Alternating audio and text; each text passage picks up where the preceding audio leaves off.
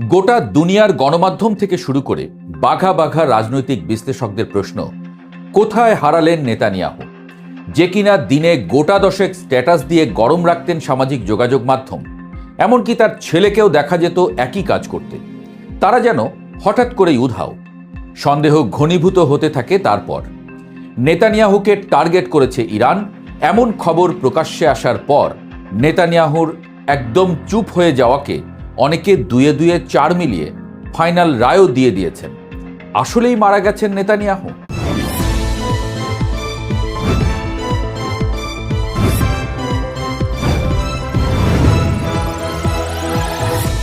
এমন উত্তেজনাকর মুহূর্তের মধ্যেই হঠাৎ দেখা গেল নেতানিয়াহুর ভিডিও, যেখানে দেখা গেল নেতানিয়াহু হাসতে হাসতে কফি খাচ্ছেন। স্পষ্ট করে দুনিয়ার সামনে দেখাচ্ছেন নিজের 5 আঙ্গুল, বোঝাচ্ছেন দেখো বেঁচে আছি। এই নিয়ে সামাজিক যোগাযোগ মাধ্যমে আর এক পশলা হাসির বন্যা বয়ে গেল। লোকে বলতে শুরু করলো, অবস্থা কোন পর্যায়ে গেল? নেতানিয়াহুকে ভিডিও করে প্রমাণ করতে হচ্ছে তিনি বেঁচে আছেন। দুনিয়াটা এখন এক অদ্ভুত গোলক ধাঁধায় পরিণত হয়েছে। সত্য আর মিথ্যার পার্থক্য করাটা এখন টেলিস্কোপ দিয়ে নক্ষত্র খোঁজার মতো কঠিন।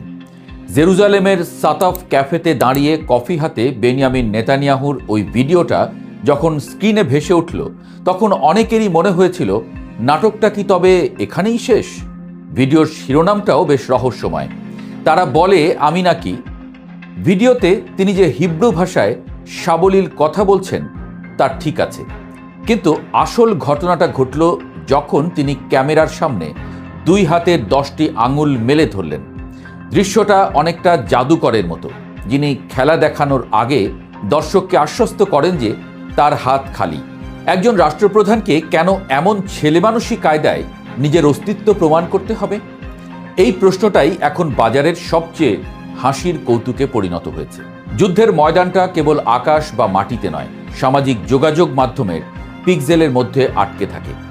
গত কয়েকদিন ধরে ইসরায়েলি প্রধানমন্ত্রীর হঠাৎ নীরবতা আর তার ছেলের অনলাইন দাপট উধাও হয়ে যাওয়াটা ছিল এক বড় রহস্যের ইঙ্গিত। তেহরানের ব্যালিস্টিক মিসাইল যখন নেতানিয়াহুর বাসভবনের খুব কাছে আঘাত হানল, তখন থেকেই বাতাসে বিষ বাষ্প ছড়িয়েছে। নেতানিয়াহু কি তবে খতম? মানুষ বিশ্বাসও করা শুরু করেছিল এমন কথা, কারণ ইরান যেভাবে প্রত্যাঘাত করেছে তাতে খোদ ইসরায়েলিদের মনেই সন্দেহ হওয়ার কথা। এমন ভয় কি আগে কখনো পেয়েছে ইসরায়েলিরা? নেতানিয়াহু যেভাবে ভুল চালে নিজ দেশের সাধারণ নাগরিকদের ঘুম হারাম করে দিয়েছেন, তাতে অনেকে বলছেন সে ভুলের মাসুল দিতে হবে কড়া সুদ আসলে। তবে এই রহস্যের ডালপালা কেবল তেলাবিবেই সীমাবদ্ধ নয়, সীমান্তের ওপারে তেহরানেও চলছে একই রকম রহস্যময় খেলা। আমেরিকার অফিসিয়াল বয়ান বলছে ইরানের নতুন কাণ্ডারি আয়াতুল্লাহ মুজতবা খামেনি ইসরায়েলি বিমান হামলায় গুরুতর জখম হয়েছেন। তারা দাবি করছে তার শরীর এতটাই ক্ষতবিক্ষত যে তিনি এখন আর জনসম্মুখে আসার মতো অবস্থায় নেই।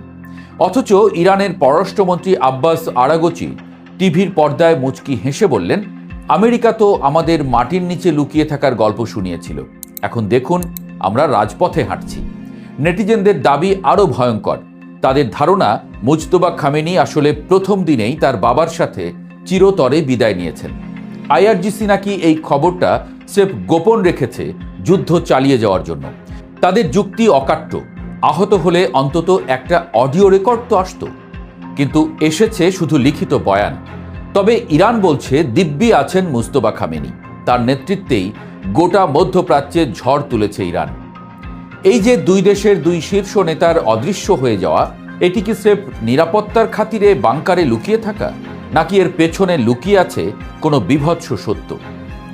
যুদ্ধের বর্তমান প্রেক্ষাপট বিশ্লেষণ করলে দেখা যায় ইসরায়েল এখন পর্যন্ত ইরানের সাথে শক্তিতে কুলিয়ে উঠতে হিমশিম খাচ্ছে। 16 দিনের এই রক্তক্ষয়ী লড়াইয়ে ইরান তাদের সামরিক সক্ষমতার যে রূপ দেখিয়েছে তা পশ্চিমা দুনিয়ার হিসাব নিকাশ পাল্টে দিয়েছে। ইসরায়েলের গর্বের আয়রন ডোম আজ আর অভেদ্য নেই। ইরানের হাইপারসনিক মিসাইলগুলো সেই বর্ম ভেদ করে সরাসরি আঘাত হানছে সামরিক ঘাঁটি আর কৌশলগত স্থাপনাগুলোতে। 15ই মার্চ পর্যন্ত পাওয়া তথ্য মতে ইরান শুধু ইসরায়েলের ভিতরেই সীমাবদ্ধ নেই, তারা ইরাক, সিরিয়া, কাতার, সৌদি আরব, বাহরাইন সহ মধ্যপ্রাচ্যের প্রায় সব মার্কিন ঘাঁটিগুলোতে বৃষ্টির মতো ড্রোন আর রকেট বর্ষণ করেছে। তথ্য আসছে, জীবন বাঁচাতে মার্কিন সৈন্যরা ঘাঁটি ছেড়ে হোটেল বাসা বাড়িতে আশ্রয় নিয়েছে। সে যাই হোক, বিশ্লেষকদের মতে ইসরায়েল ও যুক্তরাষ্ট্র এই যুদ্ধ শুরু করে সবচেয়ে বড় যে ভুলটি করেছে তা হলো অতি আত্মবিশ্বাস। তারা ভেবেছিল ইরানের কমান্ড সেন্টারগুলো কয়েকটা সার্জিক্যাল স্ট্রাইক দিয়ে গুঁড়িয়ে দিলেই সব ঠান্ডা হয়ে যাবে। কিন্তু তারা বুঝতে পারেনি যে ইরান গত 4 দশক ধরে নিষেধাজ্ঞার সাগরে সাঁতার কাটতে কাটতে নিজেদের এতটাই শক্তপোক্ত করেছে যে তাদের সামরিক কাঠামো এখন বিকেন্দ্রীভূত।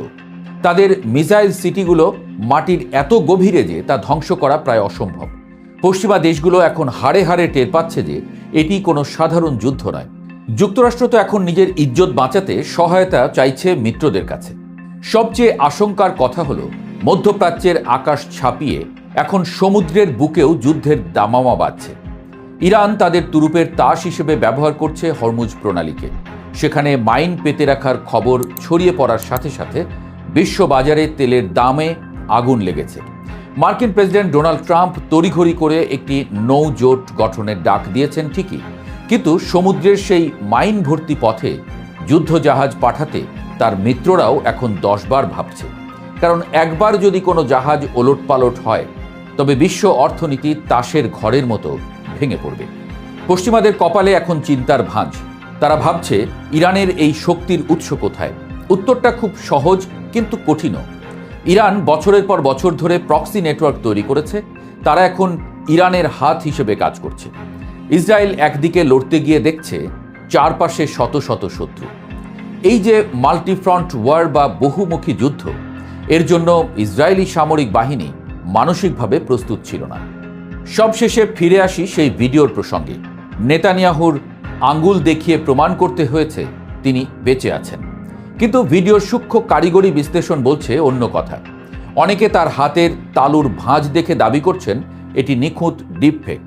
সোশ্যাল মিডিয়ায় এখন তো এমন ভিডিওর ছড়াছড়ি যেখানে নেতানিয়াহু 7টা আঙ্গুল দেখাচ্ছেন।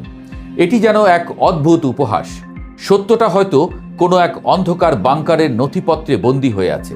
হয়তো নেতানিয়াহু আসলেই গুরুতর আহত, কিংবা হয়তো তিনি বেঁচে আছেন এবং চরম আতঙ্কে আছেন। এই যে দুনিয়া জুড়ে গুজবের মহামারী, এর মূল কারণ হলো আস্থার অভাব। যখন রাষ্ট্রনায়করা সত্য গোপন করেন তখন সাধারণ মানুষ কল্পনার ডানা মেলে দেয়। এই মহানাটকের শেষ দৃশ্য কি হবে তা হয়তো আমরা খুব শীঘ্রই দেখতে পাব। কিন্তু ততক্ষণে মধ্যপ্রাচ্যের মানচিত্র যে চিরতরে বদলে যাবে তাতে কোনো সন্দেহ নেই।